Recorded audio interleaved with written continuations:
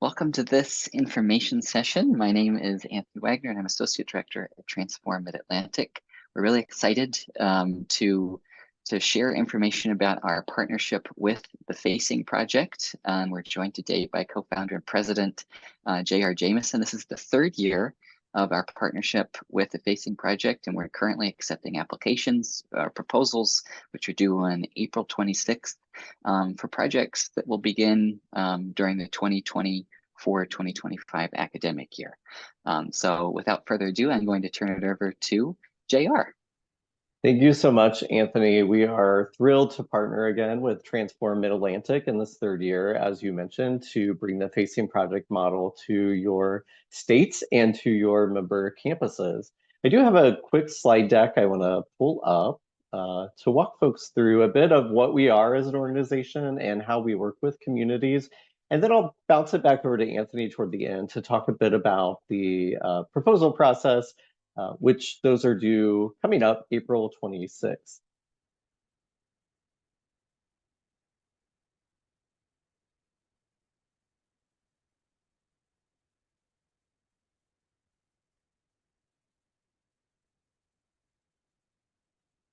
Are you able to see the slideshow?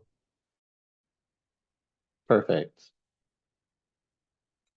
Facing Project, before it was ever even an organization, it really was an initiative that my co-founder, Kelsey Timmerman, and I started here in our community of Muncie, Indiana. The poverty statistic in our community was quite high around 2010 or 2011. We are a community that was mostly a manufacturing town with a mix of higher ed in there. So town and gown was a real thing in our community.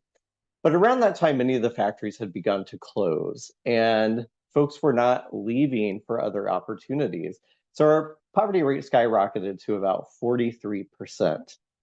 We had a local economist write an op-ed piece in our local newspaper arguing against that statistic, saying that it included college students and that college students weren't actually poor, but were only living in situational poverty. My background is higher education. I spent 20 years in higher ed, also leading the Indiana Campus Compact, which was a sister organization to Transform Mid-Atlantic. And I knew students who had lived out of their cars, students who couch surfed just to make it through college. So the idea that that statistic shouldn't include college students didn't sit well with me. Also at the same time, Kelsey, my co-founder, and I were volunteers for a poverty-serving organization in our community called Teamwork for Quality Living. So all of this coming together, we met with the executive director, Molly, and we said, what can we do as writers to help better tell the story of poverty in our community and not get lost in an argument of statistics, but rather focus on the actual narratives to then have a community conversation about what poverty means in our community and where do we go from here. So playing around with the idea, we thought, why don't we help people tell their stories? People who opt into the project who are living in poverty, however that may be defined, and we'll help them write their story. We quickly learned that not everybody could write their own story. Some people didn't know how to read or write. So we had to step back and say, how can we make this an equitable process? So through that, we get the idea of partnering writers with storytellers who then work together through a series of meetings and collaborations where the writer wrote the storyteller's story in the first person, with the storyteller controlling the narrative along the way and then approving that final piece. We ended up collecting around 20 stories and putting out a book called Facing Poverty, Bridging the Poverty Divide, one story at a time. We worked with our local theater, brought the stories to life on stage through community theater, and then we used those stories to have conversations around poverty and what does that mean in our community. We thought it would be a one and done project. What we did not expect is that our mayor contacted us and he wanted to highlight the work that we were doing in the Muncie Action Plan, which is essentially our community's strategic plan. And we started to get other organizations in our community reach out to say, hey, we went to this theatrical event on facing poverty, or we picked up the book and we read it. How can you help our organization tell its story around disabilities? And so we said, okay, let's do this. And so my co-founder and I started to do that. We started using the model that we created to help other organizations in our community tell their stories. But it became a bit unwieldy. We both had full-time jobs. We both were authors and writers in our spare time, and we both were community volunteers. And now we were leading the storytelling initiative. So we took a step back in 2013, 2014 and said, what would this look like if we actually trained people on our process and let them have the goodwill to lead the projects rather than us leading all of these projects? So we formalized as an organization at that time and created the Facing Project Toolkit, which is a train the trainer approach, where if organizations or people reached out to us and said, we would love to have you do a project on addiction, can you do that for us? We would say, no, but we would love to help you do it. And we'll train you on our model and our process through the toolkit. And so that's what we did, started in 2014.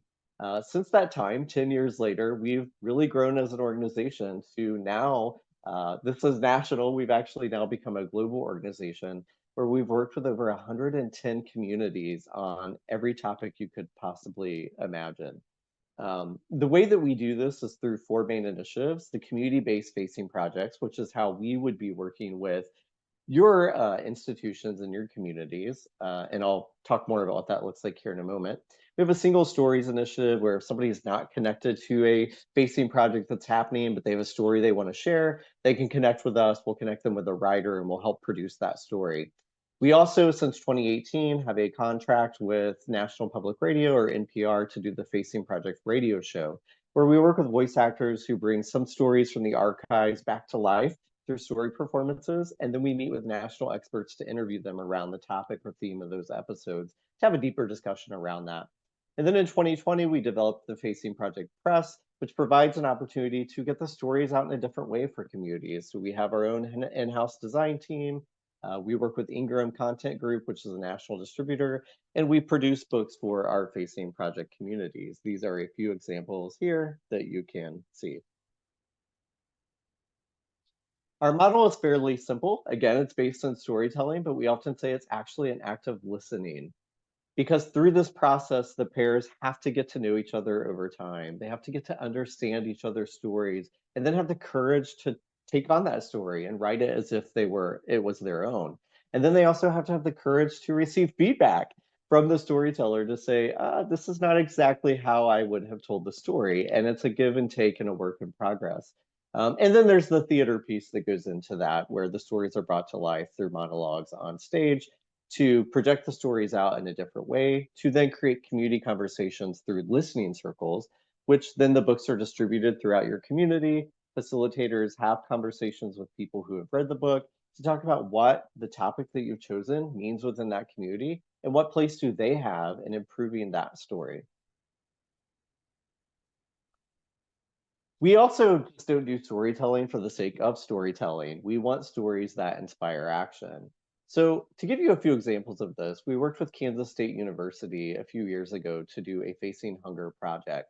Students at Kansas State had reached out to us to say, we think we need a food pantry on campus. Our administration is kind of pushing back on this and saying there's one down the street from the university. If students need the food pantry, they can access it there.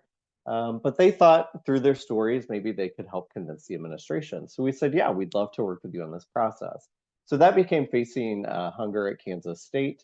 And about a year after that book was produced and the monologues were put out and the listening circles were done, a food pantry became a thing on the campus and was developed. Was it 100% because of their Facing project? Probably not, but did it help influence it? Absolutely, we believe so. Another example is in Springfield, Ohio. They had wanted LGBTQIA+ individuals to be a protected class, but their city county council kept pushing it off every time it would come forward for a discussion or a vote. So they worked with us to help tell those stories, and they did some flash mob theater at their city hall, which was pretty amazing. And much like Kansas State, about a year later, the city council did have a conversation about it and voted to approve LGBTQIA individuals as a protected class in Springfield, Ohio. Again, was it 100% because of their Facing project? Probably not. But did the stories help influence that conversation and the decision? Absolutely. I'm proud to say that we've done multiple different projects on autism, and those books are used by our Indiana State Police during training with their officers. So that's another way that we look at stories inspiring action. Some communities that we have worked with have said, we just really need stories as a source of healing. So a couple of examples on that. You may recall in 2019, there was a mass shooting in Dayton, Ohio, in their Oregon district, which is a historic area in their community. A shooter entered a nightclub and killed multiple people, injured multiple others. And within weeks of that happening, the mayor of Dayton, Ohio at that time, Nan Whaley, reached out to us and said, I'm aware of your work. How can you help us heal by telling our stories around this tragic night? We were like, whoa, we're not sure, right? This seems very, very soon. But she was persistent about it. So we did what we always do. We worked with the steering committee there in Dayton, Ohio. We trained them on our process, and people who were willing to share their story ended up doing that. What was really neat about this project is that it became bigger than Dayton, and folks across Ohio who had faced gun violence in some way came forward and started to tell their stories that then developed the book Facing Gun Violence. It's always close to home to someone. Unfortunately, when their book launch happened in August of 2020, let's all think about that time, what was happening, right? Maybe we don't want to think about it, but there was a global pandemic. So there could not be a theatrical event in the traditional sense. There was not a major gathering of people to celebrate the book launch, but their mayor has informed us that the book has been used as a source of healing for people who have gone through that process. Another example is Atlanta, Georgia. They did a project on sex trafficking and human trafficking. When that project came together and there was the monologue event, it was actually broadcast on their local PBS affiliate station. There was a woman who lived 60 miles away who hopped in her car and drove to the station because she had actually been trafficked as a child and she had never processed that, had never talked to her family about it. But she was sitting in her living room and saw these stories of all these men and women who had been through that same experience. And when she got there, were we as organizers prepared to help her? We were not. But what was beautiful about that is there were storytellers there who surrounded her. And we now know that they have become her friends. She has sought counseling and healing. So again, that's another way that stories can help connect people and help them through their healing process. We do look at attitude change. So we've done a longitudinal study over the past essentially 8 years, where we've had 7,500 people participate with about 300 responses or a 40% response rate, where we've asked folks who have been either a storyteller, a writer, or they have participated in the project in some way, either on a steering committee or they've been to a listening circle, on how their attitude may have changed. What we have found is that 80% are more likely to donate to nonprofit organizations facing that topic or issue that was chosen. 90% are likely to volunteer for those organizations. 91% indicated that the Facing Project model challenged their previously held stereotypes, which that's a really important one for us. And 100% found it easier to understand the perspective of others, which again, during this time that we're living in, where it's very divided or seemingly divided in our country, we feel that our model through storytelling is a way to bring people together to have deep conversations. We have 3 projects that we've worked with through Transform Mid-Atlantic. 2 have been completed. One's actually fully complete. One is in the completion process as we speak. And the other one just has started. We worked last year with Plantation Park Heights Urban Farm and Morgan State University to develop AgriHood Baltimore. Plantation Park Heights Urban Farm is an urban farm that was developed in an area where there were homes that had been condemned. They purchased those homes, they had to demolish them, but in the place they created urban gardens. Plantation Park Heights Urban Farm has now become one of the top 10 urban farms in the country. So we helped develop the story around that farm, around the creation of it, the farmers who work there, students who are in high school who are learning how to be urban farmers.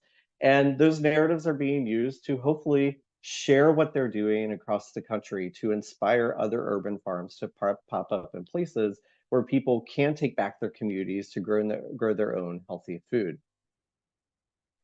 We're just completing this project. Their book is to the printers right now and should be ready by next week.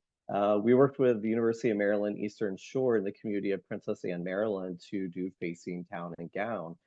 University of Maryland Eastern Shore is a predominantly HBCU institution, predominantly Black institution, and a predominantly white community. So the tensions that are there, they wanted to capture in this book. So they had students tell their stories, they had faculty tell their stories, they had community partners tell their stories, community residents tell their stories.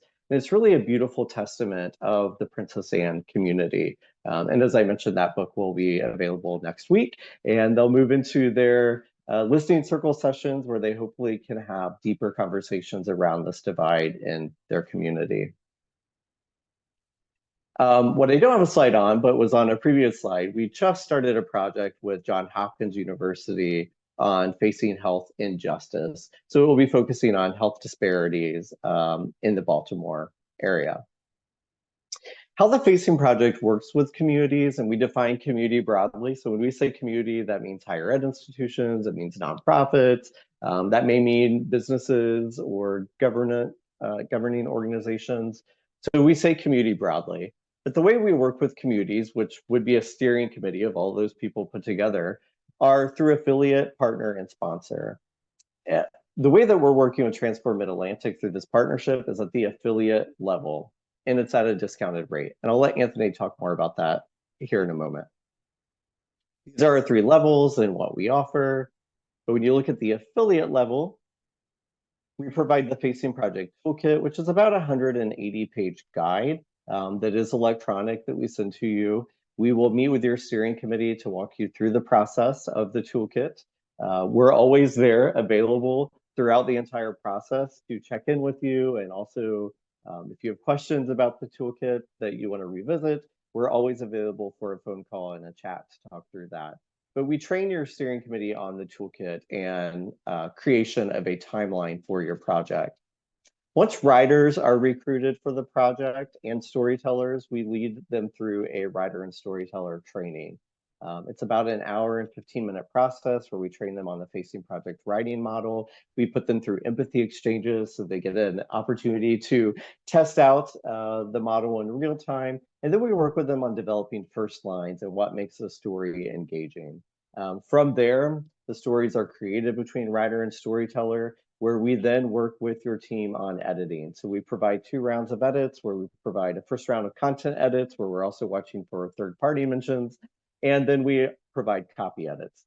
Once all of us are in agreement, your steering committee and the Facing Project team, the stories are where they need to be, then we begin the book layout phase, and we do the design and publishing and layout of all of that. And as I mentioned before, here are a few examples of those.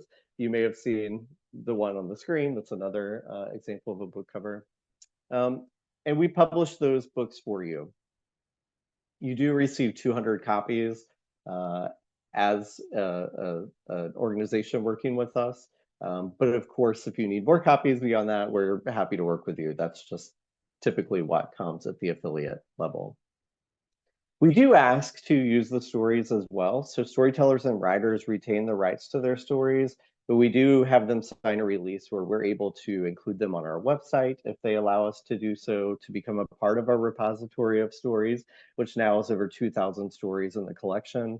As I mentioned earlier, we do have an NPR show, so that allows us to be able to work with voice actors down the road, if that story may fit in a future episode, to perform that story that we can include. Of course, we always give recognition to the original project in any way that we use the story in the future. And Transform Mid-Atlantic and the partnership would also have the ability to do that. If they wanted to include stories on their website, to share them out through their newsletter, or however they may want to use them as well, to continue to promote the work that you're doing as a member campus, but also to support the work that they're doing as a community engaged organization. This just gives you a very quick highlight of the projects we're working on right now. We have 10 projects that were started and or completed in the last year. I won't tick through the entire list, but I'll leave it up for just a moment so you can see some of the themes that other communities have focused on or are focusing on.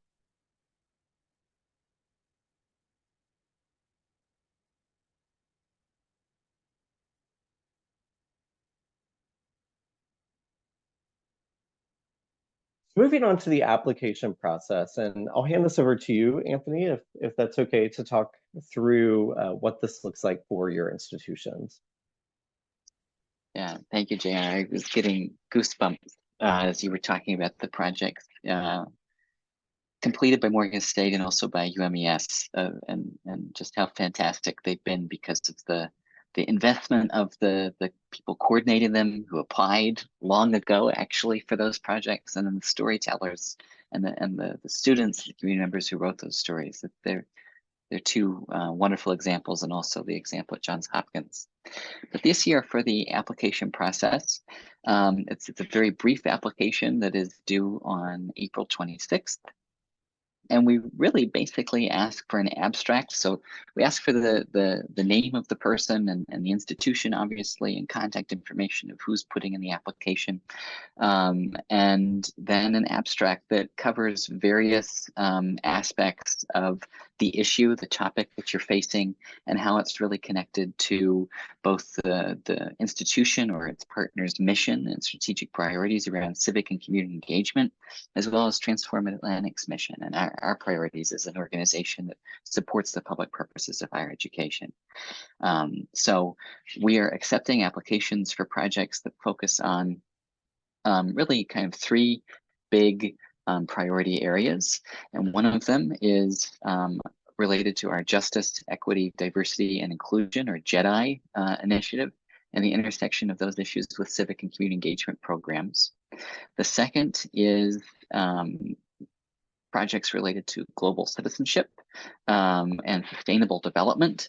And again, these are kind of broad themes. They're broad on purpose so that you can make them fit your work as well. And then the third that we're adding this year is food security and healthy futures. And so the Agri-Hood Baltimore project at Morgan State and the Plantation Park Heights Urban Farm is an example of a project that really kind of spanned the JEDI focus as well as the food security and healthy futures focus. So, we ask for information in the proposal, such as, why are you interested in the project? What kind of support would you need, and do you already have to create this project? Some of the institutions that have already participated, they've actually been able to hire graduate assistants or people to work part-time on the projects. So we ask about those resources because we really want to make sure that you're setting yourself up and we're setting you up for success from the very beginning, because it should, and it does take a lot of time to complete a project like this. We also ask questions about funding. And so, as JR said, at the affiliate level, TMA is supplementing $1,000 of the $2,500 fee. So the institution, the applicant is really responsible for $1,500 to be able to have the project and to complete it. So we ask questions about that as well. Selections will be made towards the beginning of May. We will review them along with JR and other folks at the Facing Project. And if all goes well, then payment would be due by July to start the project either in the fall semester or in the spring semester. And things change, and I think that the three projects that we have already funded in partnership with the Facing Project really demonstrate that. Some of them have shifted around their timelines, and that's okay. So, we just want to make sure that you get started, and if things change along the way, that's okay too. So you can find this application in the link, which will be below this video if you're watching on YouTube on our website. And more information is available at both the Facing Project's website as well as TMA programs page if you have any questions, and you can reach out to us as well. Mm-hmm. And I'll just put my contact on the screen too. If folks want to reach out to me directly, that's completely fine to help field any questions. Wonderful. Well, thank you, JR. And we look forward to receiving abstracts this year. And if this is of interest, we're always happy to set up a time to talk, and also to provide you with a copy of one of the previous project's books so that you can actually have it in your hand and read it for yourself. And they're also available at local bookstores throughout the region. So thank you so much. Yeah, thank you so much, Anthony. I'm looking forward to working with your institutions.